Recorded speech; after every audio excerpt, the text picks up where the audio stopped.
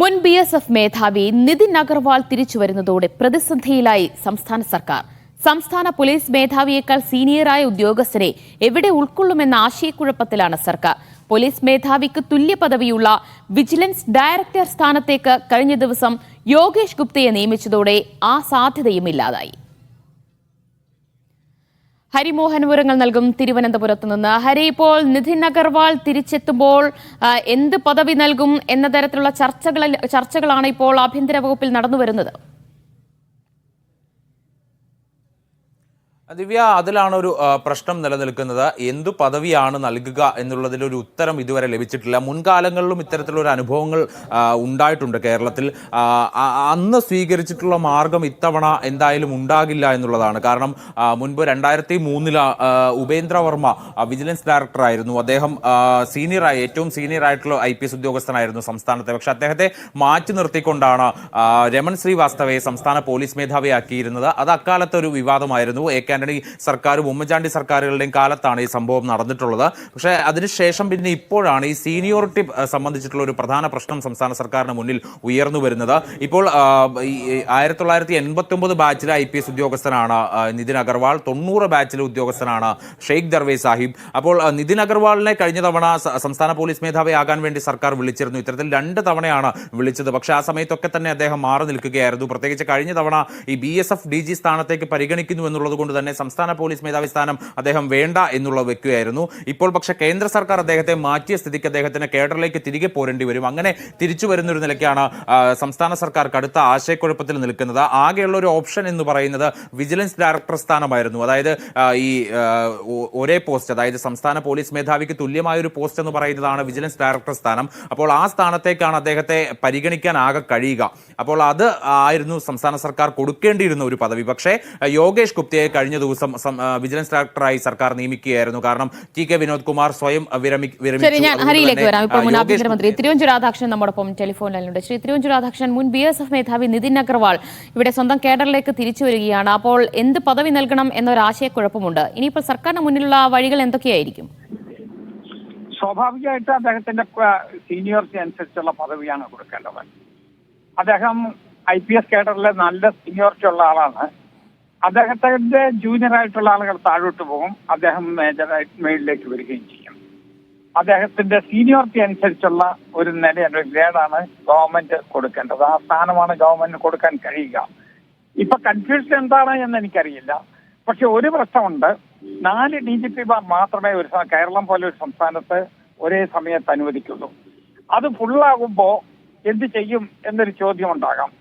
ഒന്നുകിൽ ഒരാൾ പുറത്തു പോകേണ്ടി വരും, അല്ലെങ്കിൽ ഇന്ത്യ ഗവൺമെന്റിന്റെ ഭാഗത്തു നിന്ന് ഒരു 5ാമത്തെ ഒരു DGPയെ കൂടെ കിട്ടുമോ എന്ന് പരിശോധിക്കേണ്ടി വരും. അതൊക്കെ ഗവൺമെന്റിൽ അധിഷ്ഠിതമായ അധികാരം ഉപയോഗിച്ച് മാത്രമേ ചെയ്യാൻ കഴിയൂ. ഏതായാലും ശ്രീ നിതിൻ അഗർവാൾ കേരളത്തിൽ എത്തുന്നതോടുകൂടി അദ്ദേഹത്തിന്റെ സീനിയോറിറ്റിക്ക് അനുസരിച്ചുള്ള ഒരു പോസ്റ്റാണ് അദ്ദേഹത്തിന് കൊടുക്കാൻ സാധ്യത. അതെ, പക്ഷേ ശ്രീ തിരുവഞ്ചൂർ രാധാകൃഷ്ണൻ, നിലവിൽ സംസ്ഥാന പോലീസ് മേധാവിയേക്കാൾ സീനിയറായ ഉദ്യോഗസ്ഥനാണല്ലോ നിതിൻ അഗർവാൾ. അതുപോലെ തന്നെ ഇനിയിപ്പോൾ വിജിലൻസ് ഡയറക്ടർ സ്ഥാനത്തേക്ക് നിയമിക്കാമെന്ന് വെച്ചാൽ അവിടെ യോഗേഷ് ഗുപ്തയെ നിയമിച്ച് കഴിയുകയും ചെയ്തു. അപ്പോൾ ആ ഒരു സീനിയോറിറ്റിക്ക് അനുസരിച്ച് ഇനിയിപ്പോൾ ഒരു പദവി കൊടുക്കാമെന്ന് പറഞ്ഞാൽ ഒഴിവുള്ള ഒരു പദവിയുമില്ല. അപ്പോൾ നിലവിലുള്ള പോലീസ് ഉദ്യോഗസ്ഥനെ സംസ്ഥാന പോലീസ് മേധാവിക്ക് മാറ്റി അവിടെ ഒരു നിയമനവും സാധ്യമാകില്ലല്ലോ. എനിക്ക് തോന്നുന്നത് ഗവൺമെന്റിന് എന്തെങ്കിലും ഇന്ത്യ ഗവൺമെന്റുമായിട്ട് ആലോചിച്ച് മിനിസ്ട്രി ഓഫ് ഹോമുമായിട്ട് ആലോചിച്ച് അവരെന്തെങ്കിലും പോംവഴി കണ്ടെത്തി എന്ന് വരാം. പക്ഷേ അദ്ദേഹത്തിന്റെ സീനിയോറിറ്റി താഴെയാക്കുന്ന ഒരു നിയമനവും ഉണ്ടാകാൻ സാധ്യതയില്ല. അങ്ങനെ വന്നാൽ അദ്ദേഹത്തിന് ഇതിന്റെ മേലിൽ അപ്പീൽ കൊടുക്കാൻ പറ്റും. അപ്പീൽ കൊടുത്താൽ അദ്ദേഹത്തിന്റെ അപ്പീൽ അനുവദിക്കുകയും ചെയ്യും. അതുകൊണ്ട് അങ്ങനെ ഒരു കോൺട്രവേഴ്സിയിലേക്ക് പോകാൻ ഗവൺമെന്റ് തയ്യാറാകുമോ എന്ന് ഞാൻ ശങ്കിക്കുകയാണ്. ശരി, നന്ദി ശ്രീ തിരുവഞ്ചൂർ രാധാകൃഷ്ണൻ പ്രതികരിച്ചതിന്. ഹരിമോഹനിലേക്ക് ഒരിക്കൽ കൂടി. ഹരി, ഇപ്പോൾ തിരുവഞ്ചൂർ രാധാകൃഷ്ണൻ പറഞ്ഞതുപോലെ 5ാമതൊരു DGP സ്ഥാനത്തിനായുള്ള വഴികൾ തേടുന്നുണ്ടോ സർക്കാർ? നിലവിൽ അത്തരത്തിലൊരു ചർച്ചയിലേക്കോ അല്ലെങ്കിൽ അങ്ങനെ ഒരു ആശയത്തിലേക്കോ സർക്കാർ പോകുന്നതായിട്ടുള്ള വിവരമില്ല. പക്ഷേ മുൻ ആഭ്യന്തരമന്ത്രി കൂടിയായ തിരുവഞ്ചൂർ രാധാകൃഷ്ണൻ ചൂണ്ടിക്കാണിച്ചത് ഒരു വളരെ പ്രധാനപ്പെട്ട വിഷയമാണ്. അതായത് ഈ നിയമവശം എന്ന് പറയുന്നത്, പ്രത്യേകിച്ച് ഈ സീനിയോറിറ്റിയേക്കാൾ താഴെ ആണ് പദവി നൽകുന്നത് എന്നുണ്ടെങ്കിൽ അദ്ദേഹത്തിന് കോടതിയെ സമീപിക്കാൻ കഴിയുന്ന ഒരു നിലയിലേക്കൊക്കെ കാര്യങ്ങൾ എത്തും എന്നുള്ളതാണ് അതിനകത്ത് ഏറ്റവും പ്രധാനപ്പെട്ട കാര്യം. അങ്ങനെയാണെങ്കിൽ അതൊരു വലിയ വിവാദത്തിലേക്ക് മാറും. സംസ്ഥാന സർക്കാർ ഇപ്പോഴുണ്ടായിരിക്കുന്ന പ്രതിസന്ധിയേക്കാൾ വലിയ രൂക്ഷമായ പ്രതിസന്ധിയിലേക്ക് പോകും. അതുകൊണ്ട് ഇതൊക്കെ ഈ നിതിൻ അഗർവാൾ അവധിയിൽ പ്രവേശിച്ചില്ല എന്നുണ്ടെങ്കിലുള്ള കാര്യമാണ്. ഇപ്പോൾ കേരള കേഡറിലേക്ക് അദ്ദേഹം 1-2 ആഴ്ചക്കുള്ളിൽ തിരിച്ചു വരുമെന്നുള്ളതാണ് അറിയുന്നത്. അങ്ങനെ അദ്ദേഹം വന്ന് അവധിയിലേക്ക് പ്രവേശിക്കാനാണ് തീരുമാനിക്കുന്നതെങ്കിൽ ഈ പറയുന്ന പ്രശ്നങ്ങളൊന്നും ഉദിക്കുന്നില്ല. പക്ഷെ സർവീസിൽ തന്നെ നിൽക്കുകയാണ്, അവധിയിൽ പ്രവേശിക്കുന്നില്ല എന്നുണ്ടെങ്കിൽ ഒരു പദവി കൊടുത്തേ മതിയാകുകയുള്ളൂ. അതിപ്പോൾ വിജിലൻസ് ഡയറക്ടർ സ്ഥാനം നടക്കില്ല, സംസ്ഥാന പോലീസ് മേധാവി സ്ഥാനം നടക്കില്ല, ഫയർഫോഴ്സ് മേധാവി സ്ഥാനവും ഒരു കാരണവശാലും മാറില്ല എന്നുള്ളത് തന്നെയാണ് നമ്മൾ അറിയുന്നത്. കാരണം കെ പത്മകുമാർ സർക്കാരുമായി അടുത്ത ബന്ധം പുലർത്തുന്ന ഒരു വ്യക്തിയാണ്. അദ്ദേഹത്തെ മാറ്റിക്കൊണ്ട് അവിടെ ഒരു പുതിയൊരാളെ ചുമതല കൊടുക്കുക എന്നുള്ളത് നടക്കില്ല. ഇനിയിപ്പോൾ ഒരുപക്ഷെ സാധ്യതയുള്ളത് എന്ന് പറയുന്നത്, ഈ കഴിഞ്ഞ ദിവസം CH നാഗരാജുവിനെ മാറ്റിക്കൊണ്ട് ഈ കേരള പോലീസിന്റെ ഹൗസിംഗ് ആൻഡ് കൺസ്ട്രക്ഷൻ കോർപ്പറേഷൻ ലിമിറ്റഡിന്റെ മാനേജിംഗ് ഡയറക്ടർ ആൻഡ് ചെയർമാൻ സ്ഥാനം DGP സ്വയം ഏറ്റെടുക്കുകയായിരുന്നു. അതായത് DGP ആണ് ഇപ്പോൾ ആ പദവി കൈകാര്യം ചെയ്യുന്നത്.